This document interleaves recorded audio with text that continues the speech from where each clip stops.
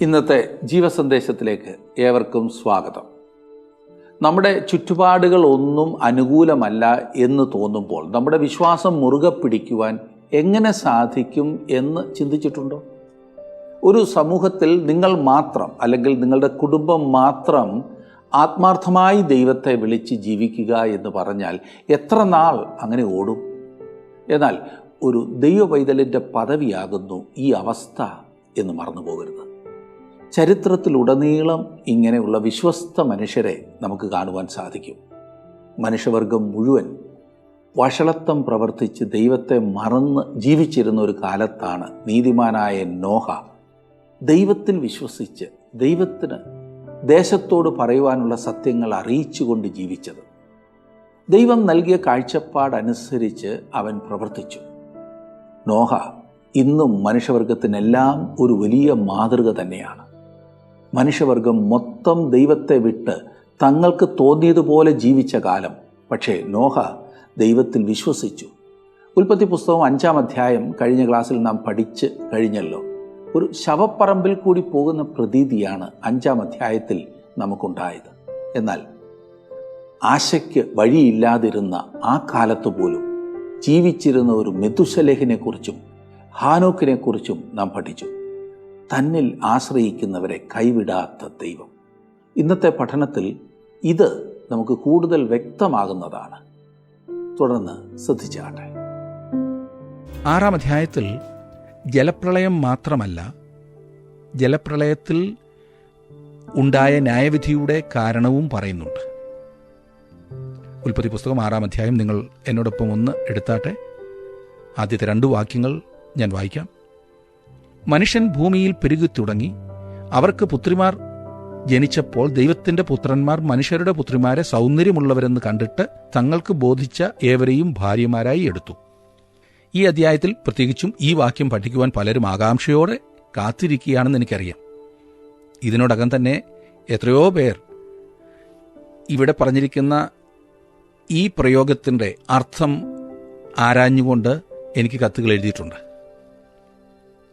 അന്തമില്ലാത്ത വിധം ചർച്ചയ്ക്ക് വിധേയമായിട്ടുള്ള ഒരു വിഷയമാണ് ഈ ദൈവത്തിൻ്റെ പുത്രന്മാരും മനുഷ്യരുടെ പുത്രിമാരും എന്നുള്ള പ്രയോഗം. ദൈവത്തിൻ്റെ പുത്രന്മാർ എന്ന് പറഞ്ഞിരിക്കുന്നത് ദൂതന്മാരെക്കുറിച്ചാകുന്നു എന്ന് അനേകം നല്ല ആളുകളും ചിന്തിക്കുന്നുണ്ട്. എൻ്റെ കാര്യം പറഞ്ഞാൽ അങ്ങനൊരു ചിന്താഗതി അംഗീകരിക്കുവാൻ എന്നെ കൊണ്ടാവില്ല. കാരണം ഈ പറഞ്ഞിരിക്കുന്നത് അഥവാ നല്ല ദൈവദൂതന്മാരെ പറ്റിയാണെങ്കിൽ ഇങ്ങനൊരു പാപം അവർ ചെയ്യില്ല. ഇനിയും തെറ്റിപ്പോയ ദൂതന്മാരാണെങ്കിൽ അവരെ ഒരിക്കലും ദൈവത്തിന്റെ പുത്രന്മാർ എന്ന് പറഞ്ഞ് പരിചയപ്പെടുത്തുകയുമില്ല. അതുമാത്രമല്ല, ഈ ബന്ധത്തിലൂടെ ഉണ്ടായത് വെറും മനുഷ്യരാണ്, അല്ലാതെ ആരൊക്കെയോ പഠിപ്പിക്കുന്നത് പോലെ രാക്ഷസന്മാരല്ല. ഇങ്ങനൊരു ബന്ധത്തിലൂടെയാണ് അതികായകന്മാരുണ്ടായത് എന്ന് ഊഹിക്കുവാൻ കാരണം എന്തെന്ന് എനിക്കറിയില്ല. അതിനൊരു ന്യായവും ഞാൻ ഈ ഭാഗത്ത് കാണുന്നുമില്ല. എന്നാൽ 4-ാം വാക്യത്തിൽ ഈ വിഷയത്തെക്കുറിച്ച് കുറെ വിശദമായി ഞാൻ സംസാരിക്കാം. 3-ാം വാക്യം നോക്കിക്കാട്ടെ. അപ്പോൾ യഹോവ മനുഷ്യനിൽ എൻ്റെ ആത്മാവ് സദാകാലവും ബാധിച്ചുകൊണ്ടിരിക്കയില്ല, അവൻ ജഡം തന്നെയല്ലോ, എങ്കിലും അവൻ്റെ കാലം 120 സംവത്സരമാകും എന്ന് അരുളി ചെയ്തു. നോഹ 120 വർഷം പ്രസംഗിച്ചിരിക്കും എന്നത്രേ നാം വിശ്വസിക്കുന്നത്. ആ സമയം അത്രയും ദൈവത്തിൻ്റെ ആത്മാവ് മനുഷ്യനോട് വാദിച്ചുകൊണ്ടിരിക്കുകയായിരുന്നു. പത്രോസ് ഈ കാര്യം വ്യക്തമാക്കിക്കൊണ്ട് സംസാരിക്കുന്നുണ്ട്. നോഹയുടെ കാലത്ത് മനുഷ്യനെ ദൈവത്തിങ്കിലേക്ക് കൊണ്ടുവരുവാൻ ആത്മാവ് മനുഷ്യരോട് വാദിച്ചുകൊണ്ടിരുന്നു. എന്നാൽ മനുഷ്യർ ദൈവത്തിന്റെ ആത്മാവിന് ചെവി കൊടുത്തില്ല. ക്രിസ്തുവും നമ്മെ ദൈവത്തോട് അടുപ്പിക്കേണ്ടതിന് നീതിമാനായി നീതികെട്ടവർക്കു വേണ്ടി പാപം നിമിത്തം ഒരിക്കൽ കഷ്ടമനുഭവിച്ചു. ജഡത്തിൽ മരണശിക്ഷ ഏൽക്കുകയും ആത്മാവിൽ ജീവിപ്പിക്കപ്പെടുകയും ചെയ്തു.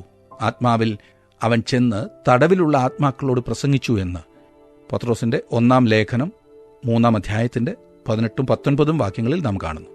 വിശുദ്ധ പത്രോസ് ഇതെഴുതുമ്പോൾ ഈ ആത്മാക്കൾ തടവിലായിരുന്നു. എന്നാൽ നോഹയുടെ കാലത്ത് അവൻ പ്രസംഗിച്ചു. ഇത് എങ്ങനെ അറിയാമെന്നല്ലേ നിങ്ങൾ ചോദിക്കുന്നത്? പത്രോസ് എഴുതിയ 1-ാം ലേഖനം 3-ാം അധ്യായത്തിന്റെ 20-ാം വാക്യം നോക്കിക്കാട്ടെ. 18-19 നാം നേരത്തെ വായിച്ചത്. 20-ാം വാക്യത്തിൽ നാം വായിക്കുന്നു, പണ്ട് നോഹയുടെ കാലത്ത് പെട്ടകം ഒരുക്കുന്ന സമയം ദൈവം ദീർഘക്ഷമയോടെ കാത്തിരിക്കുമ്പോൾ അനുസരിക്കാത്തവരായി തടവിലുള്ള ആത്മാക്കളോട് പ്രസംഗിച്ചു. ആ പെട്ടകത്തിൽ അല്പജനം എന്നുവെച്ചാൽ 8 പേർ വെള്ളത്തിൽ കൂടി രക്ഷ പ്രാപിച്ചു. എന്നായിരുന്നു അവർ അനുസരണം കാട്ടിയിരുന്നത്?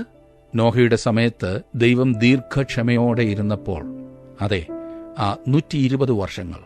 ഇനിയും നിങ്ങൾ നോക്കിയിരിക്കുന്ന 4-ാം വാക്യത്തിലേക്ക് വന്നാട്ടെ. അക്കാലത്ത് ഭൂമിയിൽ മല്ലന്മാർ ഉണ്ടായിരുന്നു. അതിന്റെ ശേഷവും ദൈവത്തിന്റെ പുത്രന്മാർ മനുഷ്യരുടെ പുത്രിമാരുടെ അടുക്കൽ ചെന്നിട്ട് അവർ മക്കളെ പ്രസവിച്ചു. ഇവരാകുന്നു പുരാതന കാലത്തെ വീരന്മാർ, കീർത്തിപ്പെട്ട പുരുഷന്മാർ തന്നെ. ഇവിടെ നാം വായിച്ചത് അക്കാലത്ത് ഭൂമിയിൽ മല്ലന്മാർ ഉണ്ടായിരുന്നു എന്നത്രേ. എന്നാൽ അവർ ദൈവത്തിന്റെ പുത്രന്മാരുടെയും മനുഷ്യന്റെ പുത്രിമാരുടെയും സന്തതികളാണെന്ന് ഇവിടെ പറയുന്നില്ല. അവരുടെ മക്കളെക്കുറിച്ച് ഇപ്രകാരം പറയുന്നു: ഇവരാകുന്നു പുരാതന കാലത്തെ വീരന്മാർ, കീർത്തിപ്പെട്ട പുരുഷന്മാർ തന്നെ. ഇവിടെ പറഞ്ഞിരിക്കുന്നത് രാക്ഷസന്മാരെക്കുറിച്ചോ അമാനുഷികരെക്കുറിച്ചോ ഒന്നുമല്ല, അവർ മനുഷ്യരായിരുന്നു. ഇവിടെ പറഞ്ഞതിൽ നിന്നും ഒരു കാര്യം വ്യക്തമാണ്, അതായത് ഈ പറഞ്ഞ സമയത്തിനു മുൻപ് തന്നെ ഭൂമിയിൽ മല്ലന്മാർ ഉണ്ടായിരുന്നു എന്നുള്ളത്. ഇവിടെ അർത്ഥമാക്കുന്നത് ഈ സന്തതികൾ പ്രഗത്ഭരായ വ്യക്തികളാണ് എന്ന് മാത്രമാണ്. മനുഷ്യ സ്വഭാവത്തിന് വലിയ കഴിവുകളുണ്ട്. വർണ്ണനാതീതവും അതിശയകരവുമായിട്ടാണ് മനുഷ്യൻ സൃഷ്ടിക്കപ്പെട്ടിരിക്കുന്നത്. അതുല്യമായിട്ടുള്ളൊരു സൃഷ്ടി. ഈ വലിയ സത്യത്തെക്കുറിച്ചുള്ള ഉൾക്കാഴ്ച നമുക്ക് നഷ്ടപ്പെട്ടിരിക്കുകയാണ്. മനുഷ്യനെങ്ങാണ്ട് ചവറ്റുകൊട്ടയിൽ നിന്നോ കടൽ ചെടിയിൽ നിന്നോ ഏതോ മൃഗത്തിൽ നിന്നോ ഒക്കെ ഉണ്ടായതാണെന്ന് പഠിപ്പിക്കുന്നത് കൊണ്ട് ഇങ്ങനെയുള്ള അന്ധതയാണ് ഉണ്ടാകുന്നത്. ശാസ്ത്രത്തെ സംബന്ധിച്ച് പറയുകയാണെങ്കിൽ പരിണാമം എന്നതൊരു സിദ്ധാന്തം മാത്രമാണ്. സത്യത്തിൽ അതിൻ്റെ ഫലം എന്ന് പറയുവാൻ ഒന്നുമില്ല. മറ്റേതൊരു തത്വശാസ്ത്രത്തെയും പോലെ ഇതും വെറും ഒരു തത്വശാസ്ത്രമാണ്. ഇത് അംഗീകരിക്കുകയോ തള്ളിക്കളയുകയോ ചെയ്യാവുന്നതാണ്. ഇത് അംഗീകരിക്കുന്ന പക്ഷം തലയൂരുവാൻ സാധിക്കാത്ത ചില വിചിത്രമായ കുരുക്കുകളിൽ നിങ്ങൾ ചെന്ന് ചാടും എന്ന കാര്യത്തിൽ സംശയമില്ല. പരിണാമ സിദ്ധാന്തം സൃഷ്ടിയെക്കുറിച്ചോ മനുഷ്യന്റെ ഉൽപ്പത്തിയെക്കുറിച്ചോ ഒന്നും വ്യക്തമായ ഒരു മറുപടി തരുന്നില്ല. മനുഷ്യന്റെ യഥാർത്ഥ അവസ്ഥ മനസ്സിലാക്കുവാൻ നാം ബൈബിളിലേക്ക് വന്നേ മതിയാകൂ.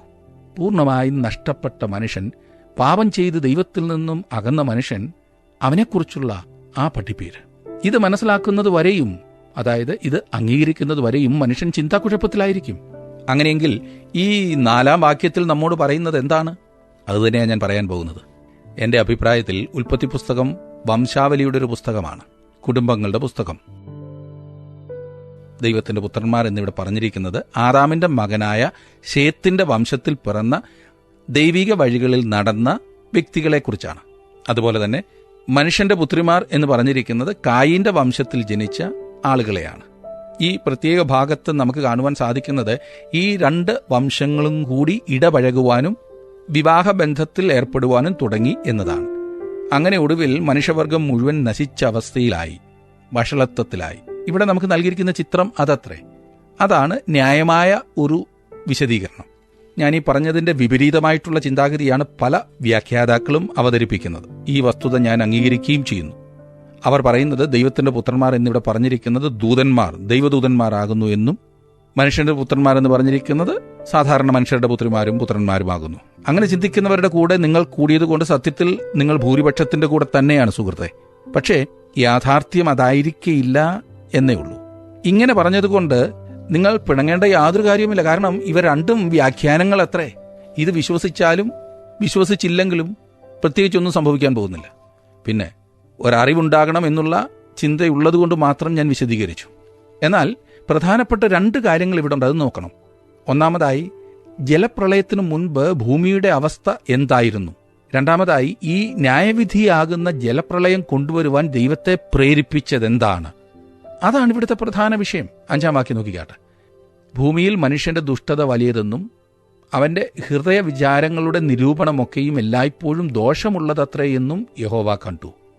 ഇവിടെ ഉപയോഗിച്ചിരിക്കുന്ന 4 വാക്കുകൾ പ്രത്യേകം ശ്രദ്ധിക്കേണ്ടതാണ്. 1 വലിയത്, 2 ഒക്കെയും, 3 എല്ലായ്പ്പോഴും, 4 ഉള്ളതത്രേ. മനുഷ്യന്റെ ദുഷ്ടത വലിയതാകുന്നു, അവന്റെ ഹൃദയവിചാരങ്ങളുടെ നിരൂപണം ഒക്കെയും എല്ലായ്പ്പോഴും ദോഷം ഉള്ളതത്രേ. ഭൂമിയിൽ അന്നുണ്ടായിരുന്ന മനുഷ്യകുലത്തിന്റെ അവസ്ഥ വെളിപ്പെടുത്തുന്ന 4 വാക്കുകൾ. 6-ാം വാക്യത്തിലേക്ക് വന്നാട്ടെ. താൻ ഭൂമിയിൽ മനുഷ്യനെ ഉണ്ടാക്കുക കൊണ്ട് യഹോവ അനുതപിച്ചു, അത് അവന്റെ ഹൃദയത്തിന് ദുഃഖമായി. യഹോവ അനുതപിച്ചു. എന്താണ് യഹോവയെ അനുതപിപ്പിച്ചത്? അനുതപിക്കുക എന്നിവിടെ പറഞ്ഞതുകൊണ്ട് ചെയ്യരുതാത്തത് എന്തോ ചെയ്തു, അതുകൊണ്ട് അനുതപിച്ചു എന്ന ചിന്തയല്ല. മനുഷ്യന്റെ ദുഷ്ടത മൂലമാണ് ദൈവം അനുതപിക്കുവാനിടയായത്. ഈ വാക്യത്തിലുള്ള ഒരു ധ്വനി എന്തെന്നാൽ ദൈവം തന്റെ മനസ്സു മാറ്റി, എന്നിട്ട് മനുഷ്യനെ ഭൂമിയിൽ നിന്നും നീക്കിക്കളയുവാൻ ആഗ്രഹിച്ചു. ഒരുപക്ഷെ ഇതിനു മുൻപും ഭൂമിയിൽ ഉണ്ടായിരുന്ന ഒരു സൃഷ്ടിയോടും അവൻ ഇത് തന്നെ ചെയ്തു കാണും. മനുഷ്യന്റെ പാപം ദൈവത്തെ വേദനിപ്പിച്ചെങ്കിലും അവൻ മനുഷ്യനെ ഉടനെ നശിപ്പിക്കാതിരുന്നതിൽ നമുക്ക് ദൈവത്തെ സ്തുതിക്കാം. 7-ാം വാക്യം, ഞാൻ സൃഷ്ടിച്ചിട്ടുള്ള മനുഷ്യനെ ഭൂമിയിൽ നിന്ന് നശിപ്പിച്ചു കളയും, മനുഷ്യനെയും മൃഗത്തെയും ഇഴജാതിയെയും ആകാശത്തിലെ പക്ഷികളെയും തന്നെ അവയെ ഉണ്ടാക്കുക കൊണ്ട് ഞാൻ അനുതപിക്കുന്നു എന്ന് യഹോവ അരുളിച്ചെയ്തു. ഇവിടെ മത്സ്യത്തിന്റെ കാര്യം പറയുന്നില്ല. ശ്രദ്ധിച്ചോ? കാരണമുണ്ട്. വെള്ളപ്പൊക്കം കൊണ്ട് മത്സ്യത്തിന് പ്രത്യേകിച്ചൊന്നും സംഭവിക്കാൻ പോകുന്നില്ലല്ലോ. കുറെ കൂടി വെള്ളം കൂടിയതുകൊണ്ട് അതിന് സന്തോഷമേ ഉള്ളൂ. 8-9 വാക്യങ്ങൾ നോക്കിക്കേ. എന്നാൽ നോഹയ്ക്ക് യഹോവയുടെ കൃപ ലഭിച്ചു. നോഹയുടെ വംശപാരമ്പര്യം എന്തെന്നാൽ നോഹ നീതിമാനും തന്റെ തലമുറയിൽ നിഷ്കളങ്കനുമായിരുന്നു. നോഹ ദൈവത്തോടു കൂടെ നടന്നു. എന്തുകൊണ്ട് നോഹയ്ക്ക് കൃപ ലഭിച്ചു? എന്തുകൊണ്ടാണ് ദൈവം നോഹയെ രക്ഷിച്ചത്? കാരണം അവൻ ദൈവത്തോട് കൂടെ നടന്നു. അത് ശരിയാണ്. എന്നാൽ നമ്മോട് വേറൊരു കാര്യം കൂടി പറഞ്ഞിട്ടുണ്ട്. വിശ്വാസത്താൽ നോഹ അതുവരെ കാണാത്തവയെക്കുറിച്ച് അരുളപ്പാടുണ്ടായിട്ട് ഭയഭക്തി പൂണ്ട് തന്റെ കുടുംബത്തിന്റെ രക്ഷയ്ക്കായിട്ടൊരു പെട്ടകം തീർത്തു. അതിനാൽ അവൻ ലോകത്തെ കുറ്റം വിധിച്ചു, വിശ്വാസത്താലുള്ള നീതിക്ക് അവകാശിയായി തീർന്നു. ഇതെവിടെയാണ് എഴുതിയിരിക്കുന്നതെന്ന് അറിയാമല്ലോ? എബ്രായ ലേഖനം 11-ാം അധ്യായത്തിന്റെ 7-ാം വാക്യം. ഒരു ചാറ്റൽ മഴ പോലും ഇല്ലാതിരുന്ന സമയത്ത്, മനുഷ്യൻ മഴയെന്ന് പറയുന്ന ഒരു സാധനം കണ്ടിട്ടുപോലുമില്ലാത്ത ഒരു കാലയളവിൽ ഉണങ്ങിയ നിലത്ത് വെച്ചൊരു പെട്ടകം പണിയണമെങ്കിൽ അതിന്റെ പിൻപിൽ എത്ര വലിയ വിശ്വാസം ആവശ്യമാണ് സുഹൃത്തെ. എബ്രായ ലേഖനത്തിൽ നാം ഇപ്പോൾ കണ്ട 11-ാം അധ്യായത്തിൽ തന്നെ പറഞ്ഞിരിക്കുന്ന വേറൊരു കാര്യം, വിശ്വാസത്താൽ ഹാനോക്ക് എടുക്കപ്പെട്ടു എന്നത്രേ. സഭ ഈ ഭൂമിയിൽ നിന്നും എടുക്കപ്പെടുമ്പോൾ എല്ലാ വിശ്വാസികളും കർത്താവോട് കൂടെ ചേർക്കപ്പെടും. താങ്കൾ വലിയ വിശ്വാസിയൊന്നുമല്ല എന്ന് ചിന്തിച്ചാൽ താങ്കളെപ്പോലും കർത്താവ് എടുക്കും, അവനിൽ വിശ്വസിക്കുന്ന ഏവരെയും. കാരണം അവൻ തന്റെ കരുണ നമുക്കായി നീട്ടിയിരിക്കുകയാണ്. വിശ്വാസത്താൽ രക്ഷപ്പെടുന്ന മഹത്തായ അനുഭവം. എന്തുകൊണ്ടാണ് ജലപ്രളയം? എന്തിനാണ് ദൈവം ഈ വെള്ളപ്പൊക്കം കൊണ്ട് മനുഷ്യനെ ഇല്ലാതാക്കുന്നത്? 11-12 വാക്യങ്ങൾ. എന്നാൽ ഭൂമി ദൈവത്തിന്റെ മുമ്പാകെ വഷളായി. ഭൂമി അതിക്രമം കൊണ്ട് നിറഞ്ഞിരുന്നു. ദൈവം ഭൂമിയെ നോക്കി, അത് വഷളായി എന്ന് കണ്ടു. സകല ജഡവും ഭൂമിയിൽ തന്റെ വഴി വഷളാക്കിയിരുന്നു. അതായത് മനുഷ്യൻ സ്വന്തം വഴിക്ക് തിരിഞ്ഞ് ദൈവത്തിന്റെ വഴികൾ ദുഷിപ്പിച്ചു. ദൈവം അവനെ സൃഷ്ടിച്ച ആ ഉദ്ദേശത്തിൽ നിന്നും മനുഷ്യൻ മാറിപ്പോയി. ദൈവത്തിന് മഹത്വമാകേണ്ട മനുഷ്യൻ ദൈവത്തിന് ലജ്ജ മാത്രം വരുത്തുന്ന, ദുഷി മാത്രം വരുത്തുന്ന ഒരു കൂട്ടമായി. 13-ാം വാക്യത്തിൽ നാം കാണുന്നത്, ദൈവം നോഹയോട് കൽപ്പിച്ചതെന്തെന്നാൽ, സകല ജഡത്തിന്റെയും അവസാനം എന്റെ മുമ്പിൽ വന്നിരിക്കുന്നു. ഭൂമി അവരാൽ അതിക്രമം കൊണ്ട് നിറഞ്ഞിരിക്കുന്നു. ഞാൻ അവരെ ഭൂമിയോടുകൂടെ നശിപ്പിക്കും. ദൈവം ജലപ്രളയം അയക്കുവാൻ പോവുകയാണ്. അതിൻ്റെ അനേകങ്ങളായ കാരണങ്ങൾ ഒന്നുകൂടി സൂചിപ്പിക്കുവാൻ ഞാൻ ആഗ്രഹിക്കുന്നു. മനുഷ്യൻ ഒരു വീണ്ടെടുപ്പുകാരനെ വാഗ്ദാനം ചെയ്തിരുന്നു. ഒരു രക്ഷകൻ ഭൂമിയിലേക്ക് വരുന്നു എന്ന് മനുഷ്യനോട് പറഞ്ഞിട്ടുണ്ടായിരുന്നു. മനുഷ്യൻ യഥാർത്ഥത്തിൽ കാത്തിരിക്കേണ്ടത് അതിനുവേണ്ടിയായിരുന്നു. എന്നാൽ അവൻ ദൈവത്തിൽ നിന്നും മാറിപ്പോയി, വഷളത്വം പ്രവർത്തിച്ചു. ആദാമിനും ഹവ്വായ്ക്കും ദൈവം ഒരു യാഗം ഒരുക്കി കൊടുത്തു. ഒരു മൃഗത്തെ കൊന്ന് അതിൻ്റെ തോലുകൊണ്ട് അവരുടെ ലജ്ജ മറച്ചു. ഹാബേലിനും കായീനും മഹത്തായതും നിത്യതുമായ ഒരു പ്രമാണം നൽകി. ഈ 2 കുട്ടികൾ, കായീനും ഹാബേലും, 2 വലിയ വ്യവസ്ഥിതികളുടെ അഥവാ സംഹിതകളുടെ പ്രതിനിധികളായിട്ടാണ് നിലകൊള്ളുന്നത്. നഷ്ടപ്പെട്ടവരും രക്ഷിക്കപ്പെട്ടവരും 2 സംഹിതകളാണ്. സ്വയനീതിക്കാരും തകർന്നും നുറുങ്ങിയുമുള്ള മനസ്സുള്ളവരും, നാമധേയക്കാരും യഥാർത്ഥ വിശ്വാസികളും പോലെ. അങ്ങനെ 2 വിഭാഗം ആളുകളുടെ പ്രതിനിധികളായിരുന്നു കായീനും ഹാബേലും. പിന്നീട് നാം കാണുന്ന വേറൊരു കാര്യം, ഈ പിതാക്കന്മാർ നീണ്ട കാലയളവിൽ ജീവിച്ചിരിക്കുകയായിരുന്നു എന്നതാണ്. ആദാമും മെഥൂശലഹും കൂടി സൃഷ്ടിപ്പിന്റെ സമയം മുതൽ ജലപ്രളയത്തിന്റെ സമയം വരെയുള്ള കാലയളവിനെ ബന്ധിപ്പിച്ചു. അവർ തീർച്ചയായും സകല മനുഷ്യവർഗത്തിനും ഒരു വെളിപ്പാട് നൽകുകയായിരുന്നു. അവർ അങ്ങനെ ചെയ്യുകയുമുണ്ടായി. ആ കാലയളവിൽ ഹാനോക്ക് പ്രസംഗിക്കുകയും പ്രവചിക്കുകയും ചെയ്തു എന്ന് യൂദായുടെ ലേഖനം 14-15 വാക്യങ്ങളിൽ നാം വായിക്കുന്നു. താൻ പെട്ടകമുണ്ടാക്കിക്കൊണ്ടിരുന്ന ആ അവസരത്തിൽ തന്നെ നോഹയും പ്രസംഗിച്ചു എന്ന് പറഞ്ഞിരിക്കുന്നു. ഹാനോക്ക് പ്രത്യക്ഷപ്പെട്ടപ്പോൾ അത് തീർച്ചയായും ജനങ്ങളെ ജാഗ്രതയുള്ളവരാക്കേണ്ടതായിരുന്നു. കാരണം ദൈവം മനുഷ്യന്റെ കാര്യങ്ങളിൽ ഇടപെടുന്നു എന്നവർക്ക് മനസ്സിലായല്ലോ. മാത്രവുമല്ല, മെഥൂശലഹിനെക്കുറിച്ചും അവന്റെ പേരിന്റെ അർത്ഥവും ആ ജനങ്ങൾ അറിഞ്ഞിരുന്നു. അവൻ മരിച്ചപ്പോൾ ജലപ്രളയം വരുന്നു എന്ന് മനുഷ്യർ അറിഞ്ഞിരിക്കേണ്ടതാണ്. ഒടുവിലായി പറയുകയാണെങ്കിൽ ദൈവത്തിന്റെ ആത്മാവിന്റെ പ്രവർത്തനവും അന്നുണ്ടായിരുന്നു. തന്റെ ആത്മാവ് സദാകാലവും മനുഷ്യനോട് വാദിച്ചുകൊണ്ടിരിക്കുകയില്ല എന്ന് ദൈവം അരുളി ചെയ്തു. ദൈവത്തിന്റെ ആത്മാവ് മനുഷ്യനോട് വാദിച്ചുകൊണ്ടിരിക്കുകയായിരുന്നു. എന്നാൽ മനുഷ്യൻ പൂർണ്ണമായും ദൈവത്തെ തള്ളിക്കളഞ്ഞപ്പോൾ ഭൂമിയിൽ ന്യായവിധി, അതെ, വലിയ ജലപ്രളയം വന്നു. മനുഷ്യൻ ഒന്നടങ്കം ദൈവത്തിൽ നിന്നും അകന്നു. റോമലേഖനം 3-ാം അധ്യായത്തിന്റെ 10-ാം വാക്യത്തിൽ നാം കാണുന്നത് നീതിമാൻ ആരുമില്ല, ഒരുത്തൻ പോലുമില്ല എന്നത്രേ. ഇതൊക്കെയാണെങ്കിലും ചുരുക്കം ചിലർ ദൈവത്തിൽ വിശ്വസിക്കുന്നവരായിട്ടുണ്ടായിരുന്നു. നോഹയും കുടുംബവും അവർ ദൈവത്തിൽ വിശ്വസിച്ചു. ഇവിടെ ഇതാ ഒരു മനുഷ്യൻ ദൈവത്തോട് കൂടെ നടന്നവൻ, അവൻ ദൈവത്തെ വിശ്വസിച്ചു. ഇത്രയൊക്കെ ആയിട്ടും ദൈവത്തിൽ ആശ്രയിച്ച ഒരു മനുഷ്യനിതാ. വിശ്വാസത്താൽ നോഹ ഉണങ്ങിയ നിലത്തൊരു പെട്ടകം പണിയുവാൻ തീരുമാനിച്ച മനുഷ്യൻ. മഴ വന്നില്ലായിരുന്നെങ്കിൽ അവൻ ആ സമൂഹത്തിൽ ഒരു പരിഹാസ വിഷയമാകുമായിരുന്നു എന്നതിന് സംശയമില്ല. ഞാൻ ചിന്തിക്കുന്നത് 120 വർഷം അവനത് ചെയ്തു എന്നത്രേ. എന്നാൽ നോഹ ദൈവത്തിൽ വിശ്വസിച്ചു. ഇന്നും ദൈവം നമ്മൾ ഓരോരുത്തരിൽ നിന്നും ആഗ്രഹിക്കുന്നത് ഇപ്രകാരത്തിലുള്ളൊരു വിശ്വാസമാണ് സുഹൃത്തെ. അതെ, ദൈവത്തിലുള്ള ആശ്രയം, പൂർണ്ണമായിട്ടുള്ളൊരാശ്രയം. ആരും കൂടെ ഇല്ലെന്നാലും ദൈവത്തെ ആശ്രയിക്കുവാൻ സമർപ്പിക്കുന്ന അവസ്ഥ. ജീവിതത്തിൽ ദൈവത്തിൽ വിശ്വസിക്കുവാൻ, അവനെ ആശ്രയിക്കുവാൻ, അവനെ മാത്രം ആശ്രയിക്കുവാൻ താങ്കൾ തയ്യാറാണോ സുഹൃത്തെ? യേശു കർത്താവ് തന്റെ രാജ്യം സ്ഥാപിക്കുവാൻ ഈ ഭൂമിയിലേക്ക് വരുന്നതിന് മുൻപ് നോഹയുടെ കാലം പോലെ ഒരു കാലം ഉണ്ടാകുമെന്നത് വളരെ വിസ്മയജനകമത്രേ. എന്നാൽ അതിനോട് യോജിക്കുന്ന ശ്രദ്ധേയമായ ചില കാര്യങ്ങൾ നടന്നു കഴിഞ്ഞു. ഉദാഹരണത്തിന്, ഈ അധ്യായം ആരംഭിച്ചത് മനുഷ്യൻ ഭൂമിയിൽ പെരുകിത്തുടങ്ങി അവർക്ക് പുത്രിമാർ ജനിച്ചപ്പോൾ എന്ന് പറഞ്ഞുകൊണ്ടാണല്ലോ. അന്ന് ഈ വലിയ ജനസംഖ്യാ വർധനവുണ്ടായിട്ട് ഈ പറഞ്ഞ സമയമായപ്പോഴേക്കും ഭൂമിയിൽ മിക്കവാറും സ്ഥലങ്ങളിലെല്ലാം മനുഷ്യനെ കൊണ്ട് നിറഞ്ഞു കഴിഞ്ഞു. സകല ദിക്കിലേക്കും മനുഷ്യൻ വ്യാപിച്ചു കഴിഞ്ഞു. ഇന്നും നമുക്ക് അതിഭയങ്കരമായ ജനസംഖ്യാ വർധനവുണ്ട്. ഭൂമിയുടെ പരപ്പിൽ മനുഷ്യർ വളരെ അധികമായി വർദ്ധിച്ചിരിക്കുകയാണ്. 2011 ആയപ്പോഴേക്കും 700 കോടിയിലധികമായി. നമ്മുടെ ഭാരതത്തിൽ തന്നെ 125 കോടിയിലധികം ജനങ്ങളായി കഴിഞ്ഞു എന്ന് പറഞ്ഞാൽ ജനസംഖ്യാ വർധനവ് ഒന്ന് ചിന്തിച്ചു നോക്കൂ.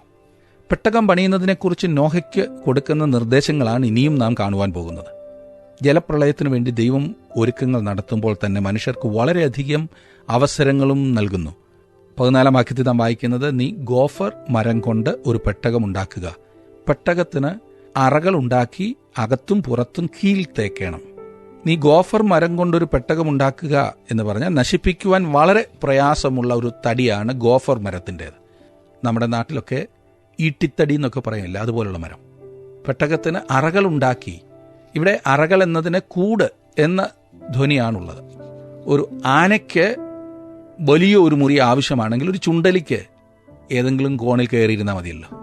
ഇനി 15-ാം വാക്യം നോക്കിക്കേ, അകത്തും പുറത്തും കീൽ തേക്കണം. സംഗതി വാട്ടർ പ്രൂഫ് ആക്കണം എന്ന് ചുരുക്കം. പിന്നെ പറയുകയാണ് അതുണ്ടാക്കേണ്ടത് എങ്ങനെയെന്നാൽ പെട്ടകത്തിന്റെ നീളം 300 മുഴം, വീതി 50 മുഴം, ഉയരം 30 മുഴം. നോഹയുടെ പെട്ടകത്തെക്കുറിച്ച് പലർക്കുമുള്ള ധാരണ സൺഡേ സ്കൂൾ കുട്ടികൾക്ക് വേണ്ടിയുള്ള ചിത്രത്തിൽ നിന്നുമാണ്. ഒരു വള്ളം പോലുള്ളൊരു സാധനം. ഇനിയും ചില ആളുകൾ സമാഗമന കൂടാരത്തിൽ വെച്ചിരുന്ന പെട്ടകമായിരുന്നു നോഹയുടെ പെട്ടകം, അതിൻ്റെ അളവെടുത്തിട്ട് പറയാറുണ്ട്. എന്തെല്ലാം ധാരണകളാണ് ഇതൊക്കെ! പിശകുകളാണല്ലോ. അങ്ങനെ ഒരു ചിന്ത എന്നെ സംബന്ധിച്ചിടത്തോളം പരിഹാസ്യമായ ഒരു വിഷയം തന്നെയാണ്. അങ്ങനൊരു ബോട്ടിന്റെ ചിത്രം നോഹ പണിത യഥാർത്ഥ പെട്ടകത്തിന്റെ ഒരു ഹാസ്യ ചിത്രം മാത്രമായിരിക്കും. ചിന്തിക്കൂ, അതല്ലേ യാഥാർത്ഥ്യം? പെട്ടകം പണിയുവാനുള്ള നിർദ്ദേശം നൽകുമ്പോൾ തന്നെ അത് നമുക്ക് വെളിപ്പെടുത്തുന്നത് പെട്ടകത്തിന് നല്ല വലിപ്പമുണ്ടായിരുന്നു എന്നത്രേ. പെട്ടകത്തിന്റെ നീളം 300 മുഴം. ഒരു മുഴം എന്നത് 18 ഇഞ്ചാണെങ്കിൽ, 1.5 അടിയാണെങ്കിൽ ഈ പെട്ടകത്തിന്റെ നീളം നിങ്ങൾക്ക് ഊഹിക്കാമല്ലോ, ഏതാണ്ട് 450ഓളം അടി നീളം. ഇപ്പോൾ ഉയർന്നു വരാവുന്ന ഒരു ചോദ്യം, ഇങ്ങനൊരു പെട്ടകം വാസ്തവമായി ഉണ്ടാക്കുവാൻ അക്കാലത്ത് എങ്ങനെ സാധിച്ചു എന്നതാണ്. ഒരു കാര്യം മനസ്സിലാക്കണം, നാം ഗുഹാമനുഷ്യരെക്കുറിച്ചല്ല ചിന്തിക്കുന്നത്, മറിച്ച് വളരെയേറെ ബുദ്ധിമാനായ ഒരു മനുഷ്യനെക്കുറിച്ചാണ് നാം ചിന്തിക്കുന്നത്. ഇന്ന് നമ്മുടെ വർഗത്തിനുള്ള ബുദ്ധി നോഹയ്ക്ക് മുമ്പ് ആരംഭിച്ചെങ്കിലും നോഹയിലൂടെയാണല്ലോ പിന്നീട് വന്നത്. അവൻ വളരെ ബുദ്ധിമാനായ ഒരു മനുഷ്യൻ തന്നെയായിരുന്നു. ഒരു കാര്യം മറക്കരുത്, 50 അടി പൊക്കത്തിൽ അടിച്ചുയരുന്ന തിരമാലകളുള്ള സമുദ്രത്തിൽ പിടിച്ചു നിൽക്കുവാൻ കഴിവുള്ള ഒരു കപ്പലല്ല നോഹ പണിതത്. ജീവൻ സംരക്ഷിക്കുവാൻ തക്കതായ ഒരു സ്ഥലം മാത്രമാണ് നോഹ ഒരുക്കിയത്. കുറെ നാളത്തേക്ക് മനുഷ്യരുടെയും മൃഗങ്ങളുടെയും ജീവൻ നിലനിർത്താൻ പോരുന്ന ഒരു സംവിധാനം. ഒരു കാറ്റിലൂടെ ഓടുവാനല്ല, പിന്നെയോ ജലപ്രളയത്തിൽ നിലനിൽക്കുവാനുള്ളൊരു താൽക്കാലിക സംവിധാനം. ഈ കാരണത്താൽ തന്നെ കടലിൽ ഓടുന്ന ഒരു കപ്പലുമായി താരതമ്യപ്പെടുത്തിയാൽ ഈ പെട്ടകത്തിന് വളരെയേറെ കുറവുകൾ കണ്ടെന്നു വന്നേക്കാം. ഒരു മുഴം എന്ന് പറയുന്നത് 18 ഇഞ്ചാണെന്ന് ഞാൻ പറഞ്ഞല്ലോ. അപ്പോൾ 300 മുഴം എന്ന് പറയുമ്പോൾ 450 അടി നീളമാകും. അത് വളരെ നല്ല നീളം തന്നെയാണ്. എന്നാൽ അതോടനുബന്ധിച്ചുള്ള അളവുകളാണ് എന്നെ ചിന്തിപ്പിക്കുന്നത്. ഉദാഹരണത്തിന്, ഒരു നല്ല യുദ്ധക്കപ്പലിന്റെ അളവ് ഞാൻ വായിച്ചത് നീളം 624 അടി, വീതി 106.5 അടി, ഉയരം 29.5 അടി. അതുമായി താരതമ്യപ്പെടുത്തുമ്പോൾ ഈ പെട്ടകത്തിന് പ്രായോഗികമായി അതേ അനുപാതത്തിലുള്ള അളവുകളാണുള്ളത്.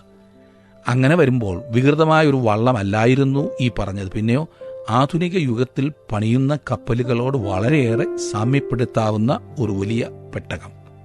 16-ാം വാക്യം, പെട്ടകത്തിന് കിളിവാതിൽ ഉണ്ടാക്കണം, മേൽനിന്ന് 1 മുഴം താഴെ അതിനെ വെക്കണം. പെട്ടകത്തിന്റെ വാതിൽ അതിന്റെ വശത്ത് വെക്കണം. താഴത്തെയും 2-ാമത്തെയും 3-ാമത്തെയും തട്ടായി അതിനെ ഉണ്ടാക്കണം. പെട്ടകത്തിന് കിളിവാതിൽ ഉണ്ടാക്കണം. ഈ പറഞ്ഞിരിക്കുന്ന കിളിവാതിൽ പെട്ടകത്തിന്റെ വശത്തുണ്ടാക്കിയ ഒരു ചെറിയ വിള്ളലല്ലായിരുന്നു എന്നോർക്കണം. അത്രയും നാൾ ഇക്കണ്ട മൃഗങ്ങളെ എല്ലാം പാർപ്പിച്ചിരുന്ന ആ സ്ഥലത്തെ ദുർഗന്ധത്തെക്കുറിച്ച് ഒരിക്കലെങ്കിലും നിങ്ങൾ ചിന്തിച്ചിട്ടുണ്ടോ? അത്ര കണ്ട് ചിന്തിച്ചിട്ടില്ല അല്ലേ?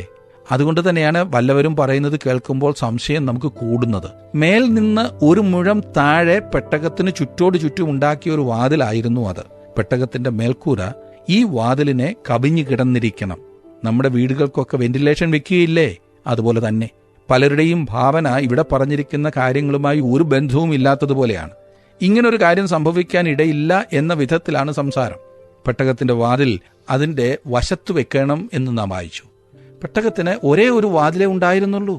അത് വളരെ പ്രധാനപ്പെട്ട കാര്യമാണ്. ക്രിസ്തു പറഞ്ഞു, ഞാൻ ആകുന്നു വഴി, ആടുകളുടെ വാതിൽ ഞാനാകുന്നു. പെട്ടകത്തിനകത്തേക്കുള്ള വാതിലും അവൻ തന്നെയാകുന്നു. താഴത്തെയും 2-ാമത്തെയും 3-ാമത്തെയും തട്ടായി അതിനെ ഉണ്ടാക്കണമെന്ന് പറഞ്ഞു. പെട്ടകത്തിന് 3 തട്ടുകൾ ഉണ്ടായിരുന്നു. ഇനിയും അതിനകത്തെ യാത്രക്കാരെ ഒന്ന് നോക്കാം. 17-ാം വാക്യത്തിൽ നാം കാണുന്നു, ആകാശത്തിൻ കീഴിൽ നിന്ന് ജീവശ്വാസമുള്ള സർവ്വജഡത്തെയും നശിപ്പിപ്പാൻ ഞാൻ ഭൂമിയിൽ ഒരു ജലപ്രളയം വരുത്തും. ഭൂമിയിലുള്ളതൊക്കെയും നശിച്ചു പോകും. ദൈവം ഭൂമിയിൽ ന്യായവിധി കൊണ്ടുവരുന്നു, മൃഗത്തിന്മേലും പക്ഷികളുടെ മേലും മനുഷ്യരുടെ മേലും. 18 മുതൽ 20 വരെയുള്ള വാക്യങ്ങൾ. നിന്നോടോ ഞാനൊരു നിയമം ചെയ്യും, നീയും നിന്റെ പുത്രന്മാരും ഭാര്യയും പുത്രന്മാരുടെ ഭാര്യമാരും പെട്ടകത്തിൽ കടക്കണം. സകല ജീവികളിൽ നിന്നും സർവ്വജഡത്തിൽ നിന്നും തന്നെ ഈരണ്ടീരണ്ടിനെ നിന്നോടുകൂടെ ജീവരക്ഷയ്ക്കായിട്ട് പെട്ടകത്തിൽ കയറ്റണം. അവ ആണും പെണ്ണുമായിരിക്കണം. അതത് തരം പക്ഷികളിൽ നിന്നും അതത് തരം മൃഗങ്ങളിൽ നിന്നും ഭൂമിയിലെ അതത് തരം ഇഴജാതികളിൽ നിന്നൊക്കെയും ഈരണ്ടീരണ്ട് ജീവരക്ഷയ്ക്കായിട്ട് നിന്റെ അടുക്കൽ വരേണം. ഈരണ്ടീരണ്ട് ജീവരക്ഷയ്ക്കായിട്ട് നിന്റെ അടുക്കൽ വരേണം. പലരും ചിന്തിച്ചിരിക്കുന്നത് നോഹ നടന്ന് സകല മൃഗങ്ങളെയും പക്ഷികളെയും പിടിക്കുകയായിരുന്നു എന്നത്രേ. അത് അസാധ്യമായ സംഗതിയാണെന്ന മുൻവിധിയാൽ പലരും ഇവിടുത്തെ സംഭവത്തെ ഒരു കെട്ടുകഥയായി കണ്ട് ആശ്വസിച്ചിരിക്കുകയാണ്. എന്നാൽ സംഭവിച്ചത് എന്തെന്നോ, ഈ പറഞ്ഞതൊക്കെ നോഹയുടെ അടുത്തേക്ക് വരികയായിരുന്നു. മൃഗങ്ങൾ തങ്ങൾ അപകടത്തിലാകുന്നു എന്ന് മനസ്സിലാക്കുമ്പോൾ സുരക്ഷിത സ്ഥലത്തേക്ക് പ്രയാണം ചെയ്യാറുണ്ട്. ഭൂമികുലുക്കം, അഗ്നിപർവ്വതങ്ങൾ പൊട്ടുന്ന ആ അവസ്ഥ, പ്രകൃതിക്ഷോഭങ്ങളൊക്കെ ഉണ്ടാകുന്ന സ്ഥലത്തെ മൃഗങ്ങൾ തീർച്ചയായിട്ടും സുരക്ഷിതമായ താവളത്തിലേക്ക് ഓടിപ്പോകും എന്ന് ചരിത്രം നമ്മെ കാണിക്കുന്നു. ജലപ്രളയം വരുന്നതിനാൽ സകല മൃഗങ്ങളും നോഹയുടെ അടുത്തേക്ക് വന്നു എന്നാണ് കാണുന്നത്. ഒടുവിലത്തെ 2 വാക്യങ്ങൾ കൂടി, നീയോ സകല ഭക്ഷണ സാധനങ്ങളിൽ നിന്നും വേണ്ടുന്നതെടുത്ത് സംഗ്രഹിച്ചു കൊള്ളണം, അത് നിനക്കും അവയ്ക്കും ആഹാരമായിരിക്കണം. ദൈവം തന്നോട് കൽപ്പിച്ചതൊക്കെയും നോഹ ചെയ്തു, അങ്ങനെ തന്നെ അവൻ ചെയ്തു. ഇനിയും വളരെ പ്രായോഗികമായ ചില കാര്യങ്ങളാണ് നോഹ ചെയ്യുവാൻ ദൈവം അവനോട് പറഞ്ഞത്. മൃഗങ്ങൾക്ക് ആഹാരമായി വളരെയേറെ പുല്ല് നോഹ പെട്ടകത്തിൽ കരുതി. ഇത് കേട്ടപ്പോൾ ചിലരുടെ സംശയം, അത് വരട്ടെ, ചില മൃഗങ്ങൾ മാംസഭുക്കുകളായിരുന്നല്ലോ, അപ്പോൾ അവ അന്യോന്യം കടിച്ചു തിന്നുമായിരുന്നില്ലേ? ഞാൻ അങ്ങനെ കരുതുന്നില്ല. കാരണം ജലപ്രളയത്തിന്റെ സമയം വരെ മനുഷ്യനും മൃഗങ്ങളും മാംസഭുക്കുകളല്ലായിരുന്നു. യെശയ്യാപ്രവചനം 11-ാം അധ്യായത്തിന്റെ 6-7 വാക്യങ്ങളിൽ സഹസ്രാബ്ദ വാഴ്ചയെക്കുറിച്ച് പറയുമ്പോൾ വർണ്ണിച്ചിരിക്കുന്ന ഒരു കാര്യം എന്തെന്നാൽ, സിംഹവും കുഞ്ഞാടും ഒരുമിച്ച് കിടക്കുമെന്നും സിംഹം കാളയെപ്പോലെ പുല്ല് തിന്നുമെന്നും അത്രേ. അത് തീർച്ചയായും സംഭവിക്കും. മൃഗങ്ങളുടെ ആരംഭാവസ്ഥയും അതുതന്നെ ആയിരുന്നിരിക്കും. എത്ര രസകരമായ ഒരു അധ്യായമില്ലേ? നോഹയുടെ ജീവിതം ദുഃഖകരമായ 2 പ്രളയത്തിനുള്ളിലായിരുന്നു താൻ കഴിച്ചുകൂട്ടിയത്. തൻ്റെ സമയത്തെ സമൂഹം വഷളത്വത്തിൽ മുങ്ങിയിരുന്നു. സകലത്തെയും സൃഷ്ടിച്ച തൻ്റെ സ്നേഹം കൊണ്ട് പൊതിഞ്ഞ് സംരക്ഷിക്കുന്ന ദൈവത്തെ ഓർക്കുന്നത് ഒരൊറ്റ ആളായി ചുരുങ്ങിയ ഒരു കാലയളവ്. എന്നാൽ നീണ്ട ഒരു കാലയളവ് മുഴുവനും നോഹ ദൈവത്തിൽ വിശ്വസിച്ചു, അവനെ അനുസരിച്ച് ജീവിച്ചു, പ്രവർത്തിച്ചു. സമൂഹത്തിൻ്റെ ഒഴുക്കിനനുസരിച്ച് പോകുന്നതായിരുന്നു എളുപ്പമെങ്കിലും ബൈബിൾ പറയുന്നത് നോഹ തൻ്റെ തലമുറയിൽ നിഷ്കളങ്കനായിരുന്നു എന്നത്രേ. അതിൻ്റെ അർത്ഥം അവൻ പൂർണ്ണ ഹൃദയത്തോടെ ദൈവത്തെ സ്നേഹിക്കുകയും അനുസരിക്കുകയും ചെയ്തു എന്നത്രേ. നോഹ താൻ ജീവിച്ച സമൂഹത്തിനൊരു മാതൃകയായിരുന്നു. നാം ഇന്ന് ജീവിക്കുന്ന സമൂഹവും നോഹയുടെ കാലം പോലെ ആകുന്ന സുഹൃത്തെ. തിന്നും കുടിച്ചും സുഖിച്ചും ഭൗതിക സമൃദ്ധിയിൽ മാത്രം കണ്ണും നട്ടുള്ള ഒരു പരക്കം പാച്ചിൽ. സുഹൃത്തെ, താങ്കളുടെ ജീവിതം മറ്റുള്ളവരെ ആകർഷിക്കുന്നതാണോ? ഇന്നത്തെ പഠനം നിങ്ങൾക്ക് അനുഗ്രഹകരമായിരുന്നു എന്ന് വിശ്വസിക്കട്ടെ. തുടർന്നും ഈ പഠനം ശ്രദ്ധിക്കുവാൻ താല്പര്യപ്പെടുമല്ലോ. ദൈവം നിങ്ങളെ അനുഗ്രഹിക്കട്ടെ.